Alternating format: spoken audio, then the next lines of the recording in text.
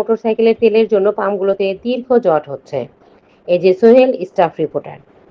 Comilla city corporation এলাকায় Chawkbazar, Shasongachha, Tomsom bridge, সদর দক্ষিণ, ঢাকা চট্টগ্রাম হাইওয়ে, কুমিল্লা চাঁদপুর, কুমিল্লা লাকসামের বেশিরভাগ পেট্রোল পাম্পগুলোতে মোটরসাইকেলের তেল সংগ্রহের প্রতিযোগিতা তুঙ্গে। সরজমিনে দেখা যায় মোটরসাইকেলগুলোতে 200 টাকা ও প্রাইভেট কারে 1000 টাকা করে প্রতিদিনই দেয়া হচ্ছে। পাম্পগুলোতে সন্ধ্যার পর থেকে গভীর রাত পর্যন্ত ব্যাপক জ্যাম। লাইনে দাঁড়িয়ে থেকে তেল সংগ্রহ করতে দেখা যায়।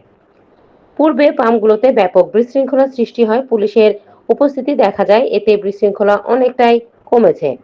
সুশৃঙ্খলভাবে যদি তেল বিতরণ করা হয় সেই জন্য অনেক মোটরসাইকেল চালক দাবি জানিয়েছেন, এতে করে কোনো অপ্রীতিকর ঘটনা না ঘটার সম্ভাবনাই বেশি।